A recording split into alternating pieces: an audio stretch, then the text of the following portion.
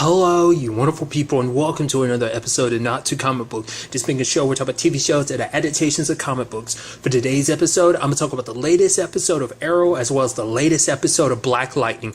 Like always, if I'm talking about something you want to listen to, you can always look in the description down below. I include a time when I start talking about each of respective shows. So, for example, if you want to hear what I say about this week's episode of Arrow, you can skip what I say about this week's episode of Black Lightning. But the first thing I'm going to talk about is this week's episode of Arrow. A lot of things went down in this episode, so let's proceed to break it all down. It's interesting, first and foremost, the whole Star City Slayer type of situation. Oh, I should also talk about the fact is, it's so interesting seeing Team Arrow, everyone gathered around being like, oh yeah, this, and this. It's like, it looked like Arrow's always been a crime drama, but it feels more like a police procedural crime drama with them being in a police, precinct and talking. And just like, it looks like this could be like a Law and Order or something like that. That's what it just immediately made me think of. It's like Law and Order meets, superheroes or something like that. Just that aspect, and it's interesting. Maybe people disagree, but that's just what pops in my mind. But nevertheless, the Star City Slayer, it did not click until I saw the silhouette and everything, and I'm like, because I was under the impression like all that Chimera stuff last episode, I thought he was the one leaving the notes for like Laurel and Dinah. Turns out that not to be the case at all, because it turns out, lo and behold, who it is, Stanley. I was like, right, I forgot Stanley escaped. He killed Home Dude before he ended up leaving. I was like, right. And so that's because I was like, why is he targeting everyone? Because the people, it's interesting because the only people he didn't target was Curtis, and there were no notes sent to Curtis, and there was no notes sent to Oliver. So it's like, okay, because basically, and we end up finding out about this later on, because Stanley is very mentally unstable, and the fact of the matter is, that's why he latched on to Oliver like he did and stuff like that, because it turns out, for one, it's got a very messed up family situation, because his dad will use that paralytic that he's using on everybody in this episode. Apparently his dad would use it on him and try to correct his behavior, essentially, and in that sense hurt him. But the fact is that he ended up killing his parents. His brother found out, didn't appreciate it, even though his brother kind of was subjected to the same thing. It's still kind of like, well, you did that, you're a monster. And so Stanley ended up doing that to his own brother. And kind of that serial killer thing of serial killers. I mean, this is 100% based on crime dramas and stuff like I watch, but they kind of have a particular pattern. I don't know what the word would necessarily be for it. Essentially, hit for him, it's like every person, when he gets someone he latches onto, that person's like a brother to him, in this case, Oliver. And he kills all these other people, whether they be friends or loved ones, who he feels like, no, they're not after your best interest. They don't know you like I know you. I mean, that's why he's stressed so much about oh, I'm your number one fan. I'm best friends with the Green Arrow and stuff like that. He even says that to William. It's like, I'm your dad's best friend. It's like, dude, we only met each other in prison and stuff like that. But it's like, it shows you how twisted everything is in his mind, because it's just kind of like he latched on to Oliver. And so he's trying to, get Oliver to feel that role in his heart of you'll be the big brother that won't let me down because you're a hero and this and that. Interesting enough, and it's just something I have to point it out every time now. It's like, they love throwing out Gotham references every here and there, just the city in itself, just because it's like, he's like, my brother was trying to send me to Arkham Asylum. I'm like they made references here and there about Gotham stuff all across the Arrowverse. I feel like, there's some here and there in Arrow, there's some here in Supergirl and stuff like that, but it's just the fact of the matter is, I feel like they're amped it up because it's like, oh, we could do that because it's 100% in the canon now because of Elseworlds and soon to be Batwoman. So Gotham's it. Go ahead, throw out all the Batman, typical Batman references and stuff like that. And it's always interesting to say Batman references, even though it's stuff about the city. But the city is kind of like Batman. It comes with Batman. It's kind of like a, they go hand in hand, just like in the show Star City and Green Arrow do, so it nevertheless. But it's actually crazy that it ended up like this. Like I said, I completely let that storyline slip my mind. Right, that Stanley escaped. It wasn't until I saw the silhouette that I was like, Stanley. And then also the whole knife thing too made me kind of think of Stanley. I don't remember why that was. But nevertheless, turns out he's the one. The moment Dinah started walking in there, I was like, he's got a knife and everything. He's slicing people's throat. That's why I was like, this is where Dinah gets a throat slash. And yes, it is. He did that to her. Once again, I wonder why he didn't go after Curtis. I guess because Curtis is the only person not active in Oliver's life. At least, like, you know, Renee, Dinah, even Diggle are all kind of around Oliver still. So I guess that's why Curtis kind of didn't get dragged in. Same thing for Laurel. I mean, that's why Laurel got dragged in as well. Luckily for her, she wasn't around. I guess it got extra lucky for her because if it wasn't Dinah that would have gotten her throat slashed, probably would have been, if it wasn't Dinah that got her throat slashed, it would have been her that ended up happening too. But that's the most depressing thing. Like, that's kind of sad because, like, we knew it was coming eventually because she obviously doesn't use her powers in, you know, in the future because it's like, because of the slash on her throat that she can't. It's so ironic considering, because the fact is, her and Renee, like, had that whole conversation earlier in the episode about her feeling weird about being outed. Because it's like, yeah, certain people here and there knew about, you know, the inner circle knew about her being, you know, Black Canary, but now everyone does, and she kind of felt weird about it. But Renee was like, nah, you keep doing what you're doing. Now that's kind of no longer a problem because it's like, I mean, as we can tell from the future, it seems like it never recovered, which is so interesting to think about, that like your metahuman powers can be taken from you. Like, I mean, especially because hers, I guess, rely on her vocal cords. I guess, like, they heal to a certain extent, but I guess they're not strong enough. Probably if she ever did try to use her abilities again, even if they did work, it'd probably be a situation of, it'd probably rip her vocal cords apart, so that's probably why she doesn't use it anymore. Well, because at least, you know, because even, like, in the case of Barry, like, if his legs break, you know, eventually, as we even saw it with Nora, like, even though your spine might get broken, it eventually will kick back into place. But that's because they're metas with a healing factor, like Dinah doesn't. Like, she's got a normal human's healing factor. So it's so interesting too, because this whole conversation happened because, like, she called up Sing and everything, and Sing was like, oh yeah, you know, some freak of a metahuman, and he kind of had to pause because, like, I mean, you know, not you, because it's like, right, because everyone knows that she's a metahuman and that she's Black Canary. But I'm curious to see what she does from now on. I mean, like, to be fair, it's actually kind of sad when you think about it in the long run, because she hid who she was for so long, and now she doesn't have to worry about it. And now that she doesn't have to worry about it, she can't be Black Canary in the same right. Like, obviously she still has her fighting skills, but she doesn't have her powers anymore. So it's just kind of interesting to think about that it's come down to that. Like I said, just when it's like, oh, everyone probably would accept you, you know, as, you know, Black Canary, now it's like you don't have your powers anymore. They didn't go over that this episode, but obviously with the context of the future and stuff like that, things don't look well for Dinah in that regard. It was also interesting because this episode kind of had a little bit of a horror element to it, like when they went to, you know, what was essentially Stanley's place. And the fact is that Curtis, you know, is trying to use the T-Spear, but then they're like, no, don't do that. You go ahead. You want to let the serial killer know, hey, we're here. And then everyone's splitting up. He's like, what are you doing? Haven't y'all seen a horror movie? And even him kind of jump scaring Renee, I thought that was kind of pretty neat in that regard. So, but other than that, you also have, like, you know, Curtis apparently leaving. I mean, is it going to be like an immediate thing? Or what about him and, well, it's definitely going to be interesting because him and, I'm blanking on his name already again. It's the officer he's dating. Like, that doesn't really, I mean, they kind of look at each other almost like, hey, like, I don't know if they're still together or not, you know. But it seems like Curtis is getting a job in D.C., and you have, like, John being like, no, we'll give you this higher position. You know, think about staying here. You can kind of do what you want to. But, you know, for Curtis, he still turned it down because it's like, it's not where he needs to be anymore. It's not where he wants to be anymore. He kind of has to find his own way, to the point he's even leaving Felicity all of their company, which that is something that's kind of fallen to the wayside. I'm thinking they've just kind of been so caught up in, I mean, to be fair, maybe they have been working together still. But, yeah. He's also talking about the fact is that, you know, she's kind of been without a purpose, and so hopefully this will kind of help put her in the direction of having a purpose. So I guess maybe this is our farewell to Curtis. Like I said, that depends on how they decide to handle that. Is it just going to be like an immediate thing, like next episode Curtis is gone, or is it just going to be a situation of like, he's gone for now, but eventually you possibly see him pop up? Because interesting enough, I mean, amongst everyone, so far, he's the only other person part of Team Arrow we haven't seen future-wise. I mean, there's other people unaccounted for, too, because we haven't seen Laurel. We know John is going, like, based on, like I said, Star City 2049, we know he's going.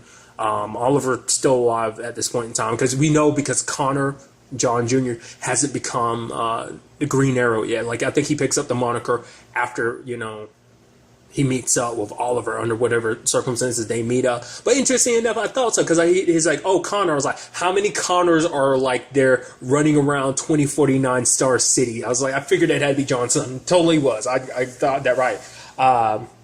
But it's interesting because you have Black Star and John holding him ransom. Well, not ransom, but holding him hostage, trying to pump them for information. Because apparently, like, we have nothing to do with the bombs. They're about to go off and everything. And the fact of the matter is, I wasn't the one that killed Felicity. And it's like, okay, so what's going on with all this? We get the big twist that it's like, oh no, she's actually Felicity's daughter. I'm assuming Oliver and Felicity's daughter, which is interesting because she's like, I'm your sister. And I'm like, holy crap. All these damn half siblings running around. It's like first she had Thea, now you have Emiko, now I'm about to call him Stanley. Jeez, now William has a half sister. It's like, dude, this family is so complicated. Holy crap. But it's like, that's so interesting. I mean, I guess to be fair, like, because that also says a lot too, because like William didn't know he had a half sister, or maybe he did and just like he didn't know she was still in Star City, like, because like, you know, kind of talking about where things are, like, kind of, and that whole situation, I'm kind of talking around everything. I gotta, okay, let me finish my thought first. The fact of the matter is, where things kind of stand, it almost seemed like, hey, William was going to stay in contact with his dad and mom. But maybe after a time he stopped, maybe things came up, or maybe they got too busy with doing the whole superhero thing, that maybe that's why. But I don't know. Because I was like, it just seems like that's a shock to him. So like, I don't, like I said, I don't know whether it's because it's like, wait, that's you? I didn't know. I mean, because you would think if they were in contact, I mean, maybe she was like super young when everything kind of went to shit in Star City potentially. So, which is interesting that she hates vigilantes so much, considering your dad is one. But maybe that's extra reason why she hates vigilantes too. It's because Oliver was one. Because it's like everything went to shit, and it's like vigilante was the fault, and you were the main forefront of it because he was the first vigilante in Star City. So I guess, you know, it kind of all falls on him in that regard, which is so interesting because that means her and William have such a complicated relationship about their dad having the whole life as a superhero, because William was very snippy in this episode, kind of getting pissed at Oliver. Like, the fact is, you went away to prison rather than looking after your family, even though he went away looking, you know, trying to take care of his family and the people he cares about most. That's what he was trying to do. But it's like, yeah, you can understand, like, because obviously Felicity feels the same way, so you can understand why they get as heated as they do. But then, like, William's kind of treating him like crap, calls his grandparents, and now it's going to turn into a custody battle. And he's like, you act like I haven't heard you, William, because he's like, that's the whole reason why I called him, because you won't listen. Because I've listened to every single terrible thing you kind of said and aimed towards me. The fact of the matter is, he's like, I've done nothing but try to look after you, try to give you a normal life. He's like, this is normal? There's no shape or form is this normal. And even his William's grandparents, Samantha's parents, being like, oh, the fact of the matter is, you weren't even there in this life. I'm like, he didn't find out about William until like, what, 2-3 years ago? Timeline-wise, it wasn't until season 4 he even found out he had a son. I was like, that's super unfair. And then the fact of the matter is also like, oh, you're a criminal, you know, because of him being locked up and everything. I was like, but are you also forgetting the fact that he's a superhero? Vigilante, yes, I know, but still, he's a hero to the city. He saved it multiple times, but that doesn't, you know, the fact is William got caught up in everything. Once again, it's that whole like, oh yeah, because it's that whole thing like of, oh, once your identity's out there, the people closest to you are in danger. I mean, look at Oliver's situation. He's literally out as a superhero. The fact of the matter is he works for the SCPD and still his family gets targeted. And you had that whole conversation about cars. So it's like, because it's interesting because amongst this canon, excluding the legends, because once again, the legends do their own thing. I guess once again, it's like the time travel thing. You really don't have to worry about it too much. But the fact of the matter is, because of that, Oliver is the only one who has like, now everyone knows his identity in this continuity. He's the only masked hero that it's out of secret identity-wise. So that's still an interesting thing. But when it was all said and done, Oliver realizes, you know, after Felicity was like, yeah, maybe this isn't the best place for him. The fact of the matter is you're back to be, you know, Team Arrow to an extent. And the fact of the matter is working with the SCPD. Like, maybe this isn't the best place for him to be. But because for Oliver, it's like, I just want to be a better father to him than my own dad was to me. And it's like, you are, by giving him this chance to have a normal life, doing what's best for him, putting his needs first. That right there is already the right step. So it's interesting too, because it turns out he's apparently moving to Central City, which I can only chalk that up to be like, he's most likely going to get Barry to look out for him. It's like, every once in a while, could you know, check on my kid for you? It's like, no problem, man. I would assume something like that, but maybe not. So, but like I said, with the whole conversation, it makes me wonder, did like they lose contact or something? I mean, maybe William just eventually got to the point, maybe early days things are fine, but then eventually as he got older, maybe he came to harbor hate towards Oliver for it. Because the way I mean, I guess that was the whole point. It makes it seem like William, when he comes back in the future, that was his first time ever since going off to boarding school that he had never been back since. But it's like, no. And he was also in Central City, which, I don't know, like, how far away that is from Star City. You don't know, like, it's not like the whole, like, Dark Knight, where it's like that whole thing that people always kind of poke at of like, oh yeah, Metropolis is literally right across the bridge from Gotham. Nevertheless, quite a lot to digest about this episode. I'm very interested to see where all this ends up taking us, especially as we're slowly but surely unraveling stuff in the future, in particular, like this new development about, oh yeah, another kid in the Queen family situation, which you would think that'd be even more complicated because, like, after Oliver, well, I guess, you could make the argument, well, I'm about to say, like, Oliver wouldn't want to make the same mistakes his dad made with Emiko, but the fact of the matter is, you wouldn't think you would make the same mistakes. I mean, who's to say that they did?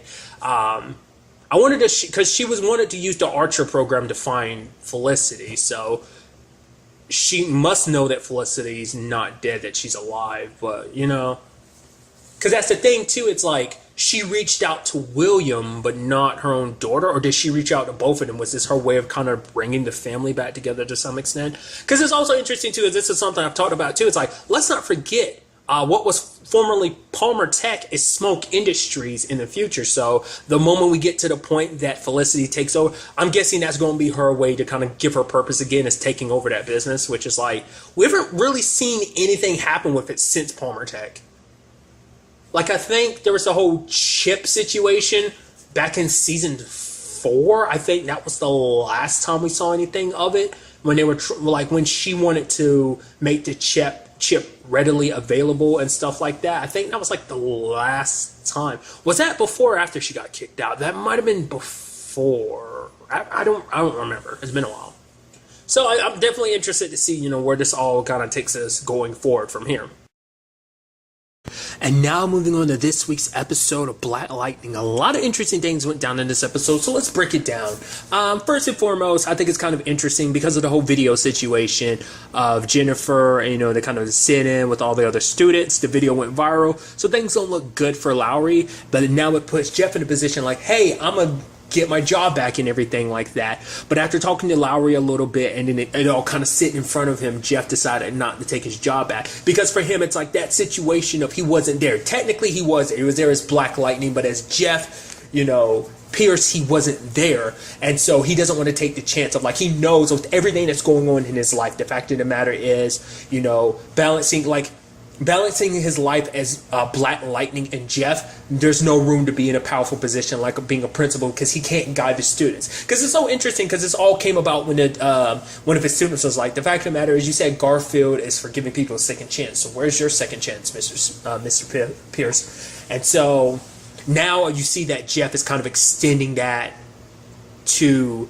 Lowry. The fact of the matter is, Lowry, once again, even Jeff's like, yeah, people don't like him. The fact of the matter is, Lowry's kind of a dick. But when you actually sit down and you kind of get it, you understand he's harsh because it's tough love. For him, it's like, Jeff, he's telling Jeff that he coddles them too much. It's like, the fact of the matter is, truth be told is, we see the way he's done it a little bit here and there, but it's not like he's shown himself to be a complete and utter asshole. To certain extents, he has been somewhat reasonable. Obviously, it's not like he went completely nuts on Jennifer and the others with the sit-in, but the fact of the matter is, it also wasn't the entire thing too, but still, it doesn't look good for him. But the fact is, I'm curious to see what he does going forward. I think him and Jeff might be in a position where, and I think I actually talked about that. I was like, yeah, I was hoping that, going forward, they'd kind of work together. And that's, especially after this, Lowry might look at Jeff a different way, because I think Jeff is starting to look at Lowry a different way, because it's like, truth be told is, Lowry hasn't really implemented all of the changes he wants to make. So it's early days, so things are going to be rough. But to be fair, like, Lowry handles things kind of on the harsh side. I mean, to be fair, they don't have a vice principal anymore. So, like, Jeff could take that. Like, they could work together. They could be a team. I think with Lowry kind of having his, line in the sands, and Jeff kind of, looking out for the students, looking out for those who are crossing the line that maybe, Lowry's, like, the fact of the matter is it can kind of pick up the slack for both of them.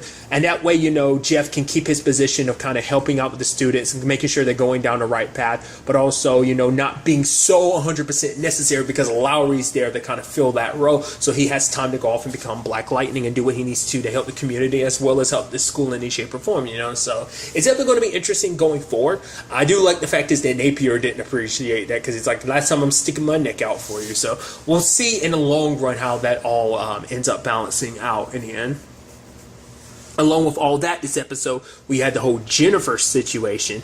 It's kind of interesting seeing Jennifer use her powers like that. I mean, to be fair, she's been training with Perina. She's also did some little practicing of it when she was off with Khalil. But to be fair, not the way she was using her powers. She was using them straight up like her dad was, which is interesting because she's never used them like that up to this point in time. It's just kind of been like energy surges, and like to use it kind of like a chain and a whip to kind of just toss people around like that is pretty impressive. It does seem like it does take its toll on her because the moment like the new kind of Khalil running with the 100, that dude kind of taking over, like after hearing him talk about like, I don't want to be done like Khalil, I am going to go out like that, she ended up over surging and ended up passing out because she ended up exerting too much energy. And now what's interesting too is that Perina was like, the fact of the matter is you got so much anger inside of you that if you don't like learn how to control that, you're going to literally explode. Because they kind of make the comparison of her kind of being not necessarily a nuclear bomb, but I think the amount of energy she can generate when she really gets going can probably be close to nuclear energy. And the fact of the matter is, I'm curious, is that why she passed out? Because her power, I'm curious, is it going to be a situation if she generates too much power, is it like, does it overheat her body? Like, kind of using another nerdy reference, but One Piece, you know how when Luffy initially used his second gear, like it would make his body kind of burn up and he'd burn through a lot of energy to the point it would actually kind of hurt him to use that technique. I'm curious, it kind of like that for Jennifer. Probably not, just because it's all energy, but maybe it converts her own, life force into energy potential if that happens. And if she did go, explode, I don't think she'd just take herself out because of how powerful she is. She'd probably level some buildings, if not like some city blocks and stuff like that. Because even, there was a whole joke that Gambi was like, oh man, she's putting out, without even breaking a sweat, she's putting out more energy than you and your prime, and just like my prime. Are you calling me old? And he's like, not old, just not young. So there's that. But it's kind of interesting seeing her kind of go all road vigilante. She's in the black hood and everything, trying to be like, disguising herself. So all of it's kind of being associated with Anissa. Once again, I think it's so fascinating how their powers manifest themselves, because like each one of them, like as you can see, Jeff and Jennifer's powers are very similar in the regard of like how they can be applied in that regard, but it's different, It's interesting, especially considering, like, look, Anissa can't do anything like that. She doesn't generate, like, her power doesn't work like that. So it's fascinating to kind of see, like, I guess Jennifer's kind of on the verge of being like Jeff, while kind of being her own thing, whereas, like, Anissa's kind of her own situation as well. And speaking of Anissa, with Gambi's help, she learned a lot about Grace this episode. Finding out the fact of the matter is Grace isn't even her real name. Her real name is Shaylee. We found out apparently like she's bounced from foster home to foster home. The photo that Anissa found, that's a family that died a long time ago. Apparently she was in a prostitution ring when she was 16. She was kidnapped and put in one. That's terrible. And then after it got shut down by ICE, apparently she disappeared for a while until she popped up in Freeland as Grace. It's one of those situations I'm curious about, because like this whole condition of Grace, we didn't see that the entirety of season 1. To be fair, Anissa wasn't around her a lot. We saw she was only around Grace, probably around her good times. But the thing is, Gambi's even being like, the fact is she's got so much hidden. Are you sure you want to look for her? But Anissa's like, I literally have hidden so much for her, so I can't really judge her for hiding stuff as well. Especially with a past like that, not something you want to share with people, especially because it's like, I'm sure that's not something you want to, even, especially because the things getting serious between her and Anissa. Now, what's interesting too is like because of the recap thing at the beginning, like how Jeff was like our powers influence our emotions. The fact of the matter is, that's what I'm curious if. Well, our emotions also influence our powers. Influence our emotions, and our emotions influence our power. Now, that's what I was also thinking about too. Like I brought that up before about like why Grace's powers were kicking in. It's because how Anissa feels for her, she feels for Anissa too, and the stronger that feeling gets, the more of whatever her situation is comes out. Because I was wondering, was it just something that was Anissa herself, or was it just a relationship? And just because of that kind of coming back in my head and just hearing that, it's like it has to be like her feelings for Anissa, kind of like it probably takes, because it's like it probably fits both ways. If your emotions, when you're feeling strongly emotionally on whether it's on the hate side of things or the love side of things, it's going to cause things to kind of like get complicated. So I'm curious to see what her situation is, because it turns out those pills were for schizophrenia. So it's like, does her power we still don't know what her power is. Like the fact of the matter is her eyes changed color. She's got like those tattoo marks moving all over her body. So I'm curious, has her powers literally manifested a new personality? Is that what she does to keep her, like her powers literally are another person inside of her head? And so by taking those pills, and it's like how they treat her, like her medicine treats her metahuman abilities, the other person inside of her head, like a schizophrenic episode, so it ends up drawing it back in? Or is it just like the byproduct of like, it just happens that whatever in those pills for schizophrenia just happened to help dilute what's ailing her situation? It seemed like maybe it's a combination of the two. Like I said, we still don't know what her actual power is, because every time it starts to flare up even a little bit, she pushes that back down. So now that Anissa knows the truth, it's definitely going to be interesting to see what she does when it all comes down to it, about this whole Grace situation, because she's not going to give up on Grace. But I'm curious, like, where did Grace go? Because it's actually not the best time to be a metahuman either, no matter what her circumstances are. Because once again, we still don't know what her situation is. Because it's like, I was about to say, could she be connected to the pod people? Turns out no. Like, especially now we know that her circumstances are what they are. It's like, no, because it seems like she wasn't even in Freeland at the time. Maybe she originally was, but I doubt so, because I feel like that would have come up, when Gamby said all that stuff. So it's like, where did her abilities come from? Was it something in between the prostitution ring and her popping up in Freeland? Or was it before then? Was it during? Either way, that just kind of sucks that all happened to her, and, at any point in life, but especially at such a young age and stuff like that. So then there's the whole situation with Cutter and Tobias, which is interesting just because it's like, Tobias being who he is, it feels a little weird seeing him kind of with somebody. I mean, it's interesting too, because him and Cutter are apparently, obviously they're picking up something that happened a while back, but it's just weird. It's just kind of like, we've never seen him be with someone, so it's weird, because it's like, it's weird to see the supervillains kind of find love. It kind of messes with your head a little bit, What I also think is interesting is, they end up waking one of the metas, and that's Marcus. He has the vibration abilities. They go in, they kill a lot of people when they go track down the other metahumans. Jace is a part of that whole situation of helping out and stuff like that. And sadly, because Jace is a part of everything, like, they end up killing Todd, which is kind of sad.